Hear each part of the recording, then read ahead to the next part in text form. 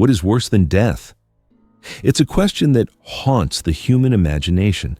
We see death as the ultimate fear, the final punctuation mark at the end of life's sentence, the absolute end. It is the boundary of our understanding, and beyond it lies the great terrifying unknown. We engineer our laws, our morality, our very civilizations around this one fundamental terror. But what if death wasn't the end of the punishment? What if it was merely a midway point? What if a society, in its quest for absolute order, conceived of a punishment designed not just to end a life, but to systematically unmake a human being, to annihilate them so completely that it pursued them beyond the grave itself? In imperial China, for nearly 1,000 years, this philosophical terror had a name: Lingchi. Often translated inadequately as the death by 1,000 cuts, or the lingering death, Lingchi was far more than a method of execution. It was a public ritual, it was a political statement, and it was a metaphysical assault. It was reserved for crimes considered so heinous, high treason, patricide, that they were seen not just as crimes against the state, but as crimes against the cosmic order of the universe itself.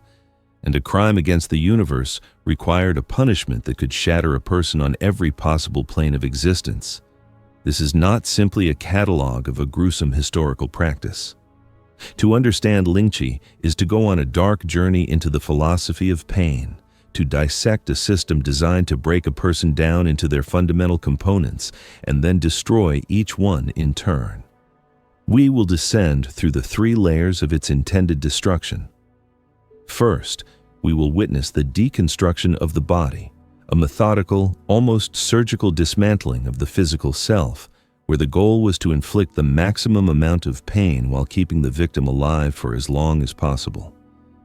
Next, we will enter the horrifying theater of the shattering of the mind, where the public nature of the execution, the shame, and the sensory overload were engineered to break the victim's sanity long before their heart stopped beating.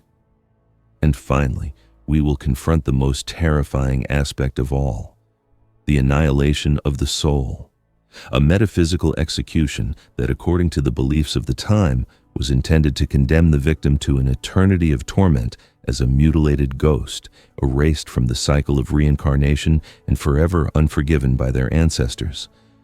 Forget everything you think you know about cruelty.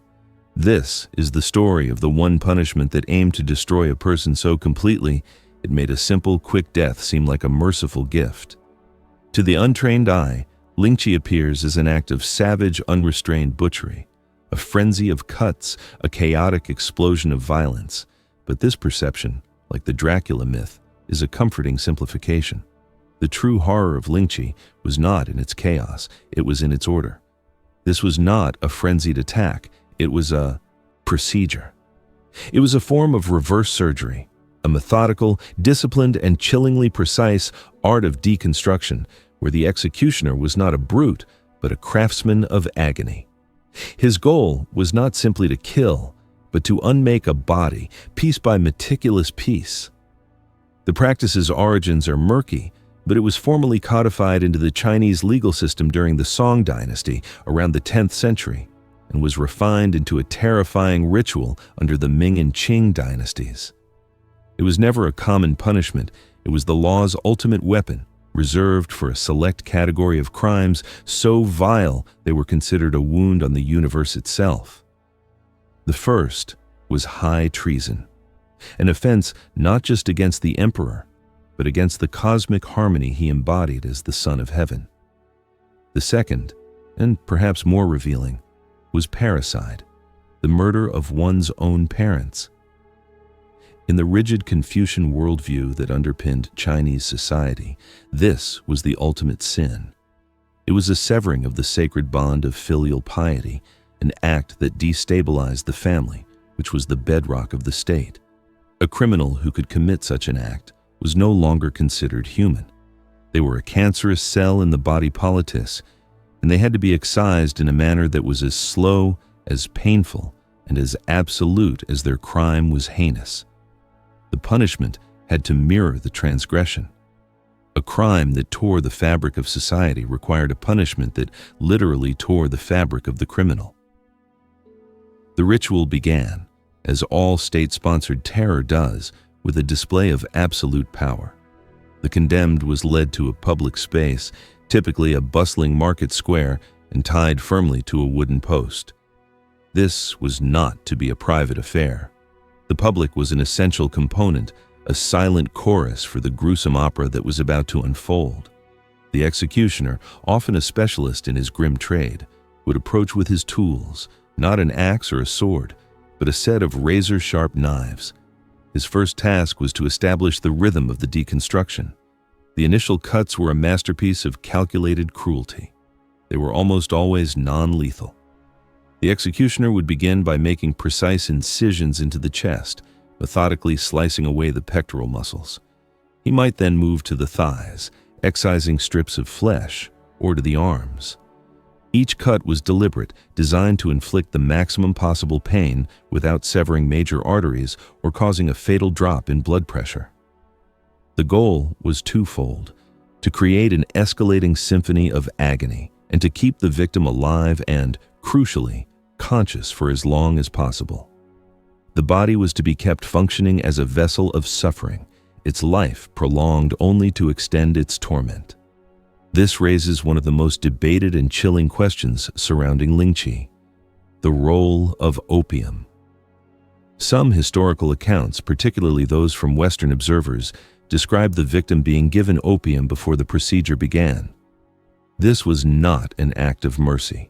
It was not meant to dull the pain. On the contrary, it may have been used to amplify the psychological horror. A heavy dose of opium could render the victim largely immobile and unable to scream, but potentially still conscious. It would transform them from an active participant in their own death into a paralyzed spectator. Imagine the horror: to be trapped inside your own mind, lucid, aware, but unable to struggle or even cry out as you watch a man methodically take your body apart, piece by piece. It is the ultimate nightmare of helplessness, a form of sensory and psychological imprisonment within a dying shell. Other accounts, however, make no mention of opium, suggesting that the raw, unfiltered screams of the victim were an integral part of the intended public spectacle. The truth is likely that the practice varied, but the very existence of this debate forces us to confront a terrifying choice. Which is worse, to die screaming in agony or to die in a silent, opium-fueled nightmare watching it all happen? As the process continued, the deconstruction became more symbolic. After the flesh was stripped from the limbs and torso, the executioner might begin to remove parts of the body associated with identity and the senses. The nose might be cut off, then the ears, the fingers, one by one. The genitals were often mutilated or removed, a symbolic act of desexing the offender, stripping them of their most primal identity. The number of cuts was often legally prescribed, a bureaucratic quantification of state-sanctioned wrath. The law might call for 8 cuts, or 24, or 120. In the most extreme and likely legendary cases, the number was said to be in the thousands. The most famous victim of Lingchi, the corrupt Ming Dynasty eunuch Liu Jin, was said to have been sentenced to 3 days of cutting, with a supposed 3,357 incisions made before he finally succumbed. The accounts claim that on the first day, after hundreds of cuts, he was taken back to his cell and given congee, a rice porridge, to ensure he would have the strength to survive for the next day's torment. The final act of the physical deconstruction was the dismemberment. Once the body had been systematically stripped of its flesh and outer extremities, the executioner would sever the limbs. The arms were hacked off at the shoulders, the legs at the hips. By now, the victim was likely dead or in the final throes of death from shock and blood loss. But the ritual was not complete. The final prescribed motions had to be carried out. The coup de grace, the so-called merciful final blow, was often a stab to the heart. Only then was the physical suffering officially over. But even then, it was not the end. The final act was to behead the now lifeless torso. This was not a redundant gesture. It was a crucial, symbolic step, a bridge from the physical realm to the metaphysical. The destruction of the body was now complete. The executioner had successfully transformed a living, breathing human being into a pile of mutilated flesh. But this was only the first of 3 deaths the victim was sentenced to die. The stage was now set for the second act of the tragedy, the shattering of the mind. The methodical deconstruction of the body was only the first act in the terrible drama of Lingchi. The second act, which ran concurrently and was arguably just as important to the state, was the complete and total shattering of the mind. This was not a punishment that happened in a dark, forgotten dungeon. Privacy would have defeated half its purpose. Lingchi was, by its very nature, a public performance. It was a piece of political theater, a gruesome street festival where the props were knives and flesh, and the star of the show was the dissolving consciousness of the condemned. The audience, the public, was not just an incidental detail. They were an essential part of the psychological mechanism of the punishment. The torture of the mind began the moment the prisoner was led out into the market square. This was not a quiet, dignified procession to the gallows. It was a parade of humiliation. The condemned was often stripped naked, or nearly so, their last shreds of human dignity torn away before the first cut was even made. They were exposed, vulnerable, and utterly alone in the face of 1,000 staring eyes. This was the first assault, the transformation of a private individual into a public spectacle, an object of morbid curiosity and state-sanctioned contempt. The shame was a weapon, a corrosive acid intended to begin dissolving their sense of self before the blade even touched their skin. As the executioner began his work, the assault on the mind escalated into a full-scale sensory war. For a victim not sedated by opium, the experience would have been a descent into a hell beyond human comprehension. There was, of course, the pain, a physical reality so overwhelming, so all-consuming, that it would obliterate all other thoughts. But it was not just the pain.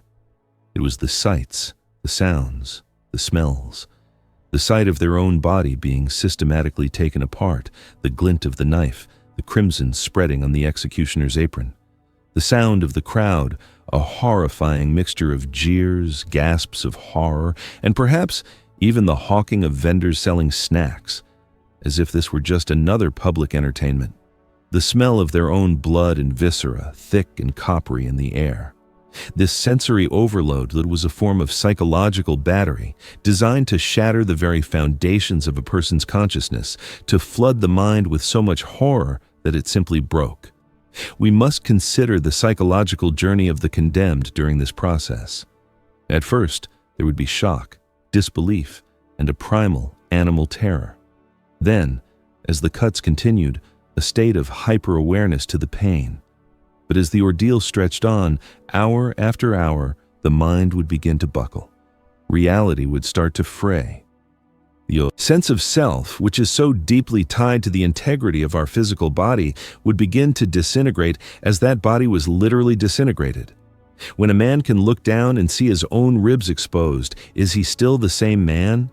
When his limbs are no longer his, when his form is no longer recognizable, what is left of his identity? This process was a forced depersonalization, an induced psychotic break. Many historians and physicians believe that at some point, long before the heart gave out, the victim would experience a death before death, a moment where the mind, unable to process the sheer scale of the trauma, would simply shut down.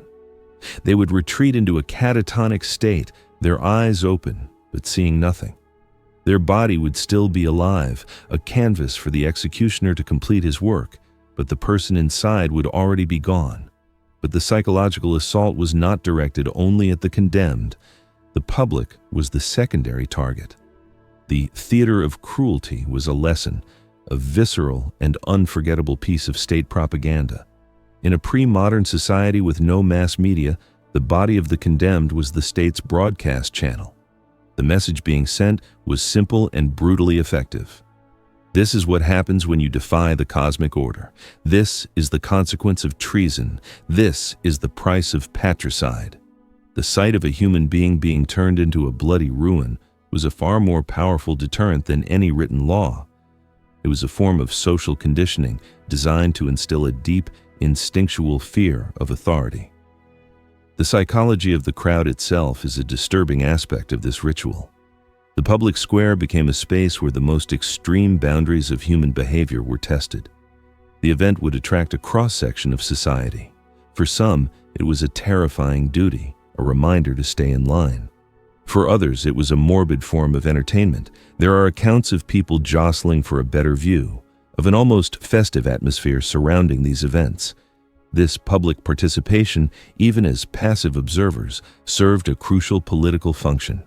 It made the crowd complicit in the state's violence. By watching, by not protesting, they were tacitly endorsing the act, reinforcing the legitimacy of the emperor's power to unmake a human being. Furthermore, there was a disturbing and perhaps intentional byproduct of this public display. In some accounts, after the execution was complete, members of the crowd would rush forward. They would bribe the executioner for pieces of the mutilated body.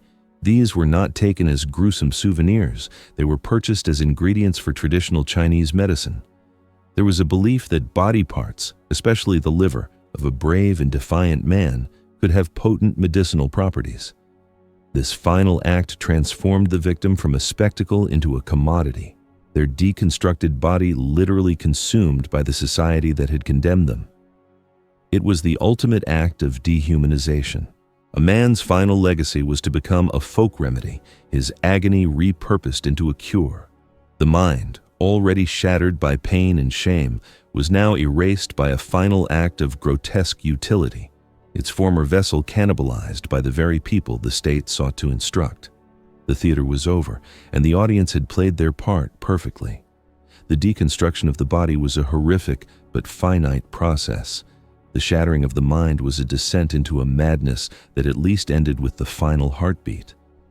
But the true metaphysical terror of Lingchi, the element that elevated it from a mere execution to an act of cosmic damnation, was its third and final act, the annihilation of the soul.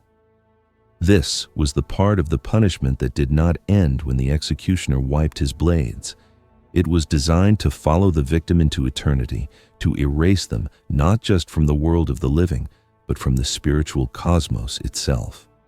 To understand this, we must step out of the bloody market square and into the philosophical and religious worldview of imperial China. At the heart of this worldview, deeply embedded by centuries of Confucian thought, was the concept of filial piety, xiao. This was more than just respecting your parents, it was a sacred cosmic duty.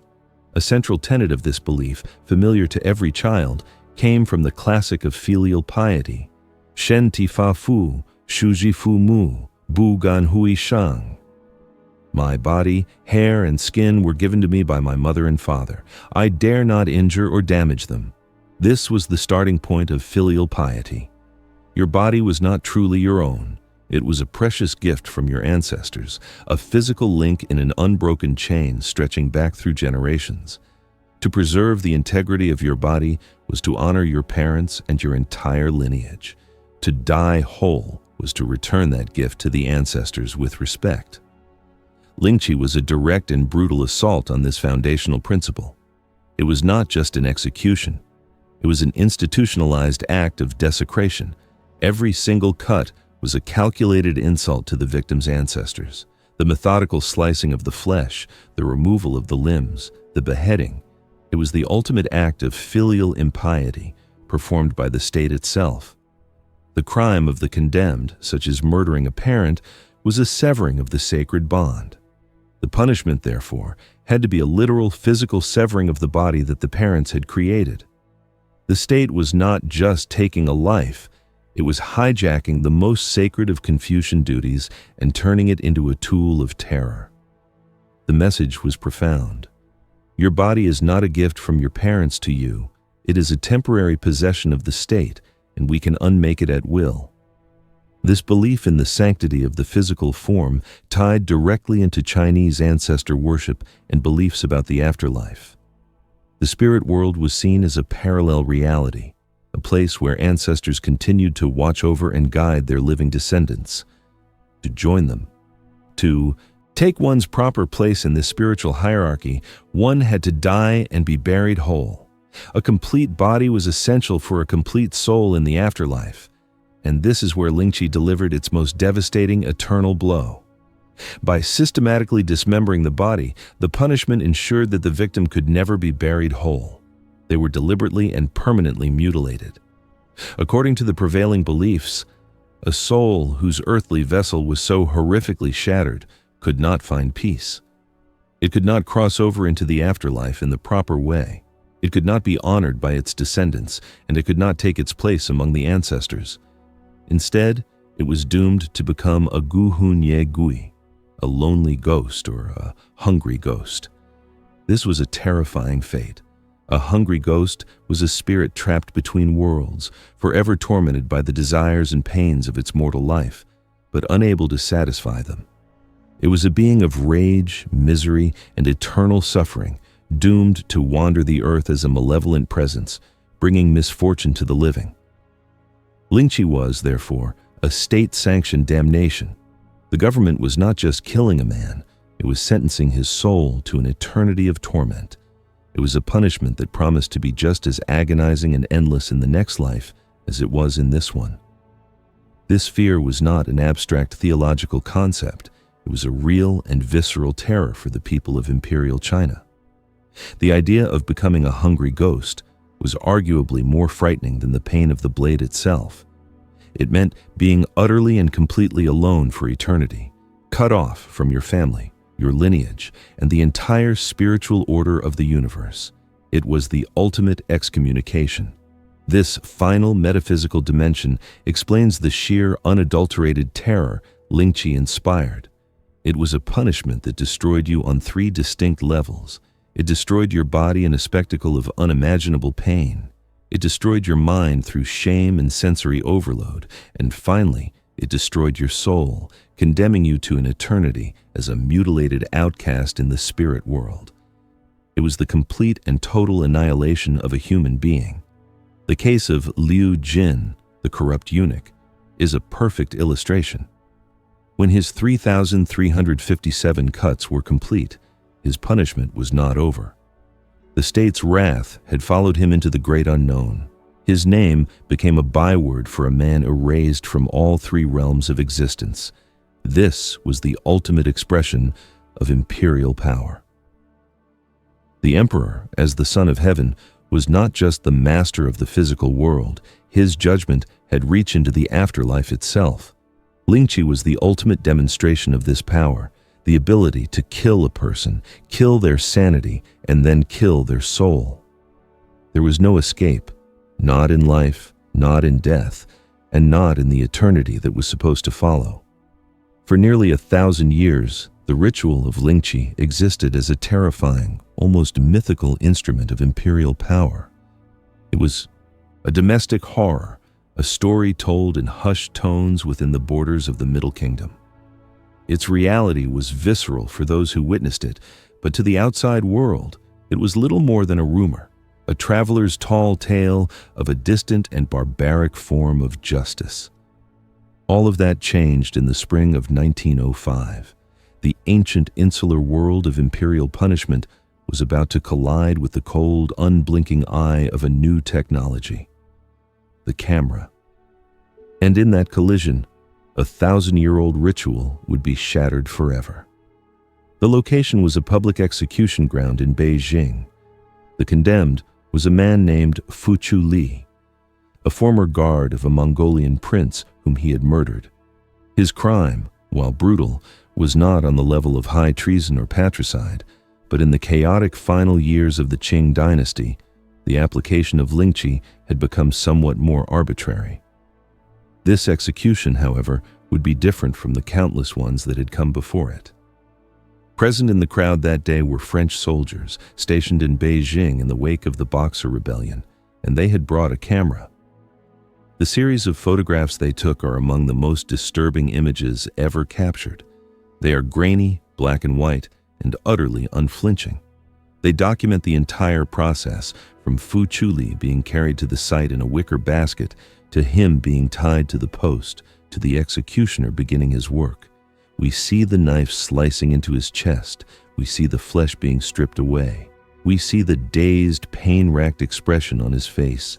And in the final, horrific images, we see his dismembered body after the ordeal is complete. These photographs are not an artist's rendering, not a second-hand account. They are a direct, unfiltered window into a nightmare. These images quickly made their way back to Europe, where they were published in books and magazines. Their impact was immediate and profound. For the Western world, which was then deeply enmeshed in the rhetoric of its own civilizing mission in Asia, the photographs were the ultimate proof of China's barbarism. The abstract whispered rumors of the death by 1,000 cuts were now a concrete, undeniable reality. The photos were a sensation, a grotesque spectacle that both horrified and fascinated the European public. They confirmed every prejudice about a cruel and stagnant Orient and provided a powerful moral justification for foreign intervention and control. Lingchi was no longer an internal matter of Chinese jurisprudence. It had become an international symbol of a civilization in decay. The global shame and condemnation were immense, but the fall of Lingchi was not solely due to external pressure. Internally, China was in the throes of a massive identity crisis. The Qing dynasty was crumbling, besieged by foreign powers and internal rebellions. A new generation of Chinese intellectuals and reformers, like Shen Jiaben and Wu Tingfang, were desperately trying to modernize the country, to drag its institutions into the 20th century so it could survive. For them, Lingchi, along with other ancient punishments like branding and public decapitation, was a profound source of national shame. It was a relic of a feudal, superstitious past that had no place in a modern, respected nation-state. It was a symbol of the very weakness and backwardness they were fighting to overcome. The photographs of Fuchu Li's execution were the final nail in the coffin.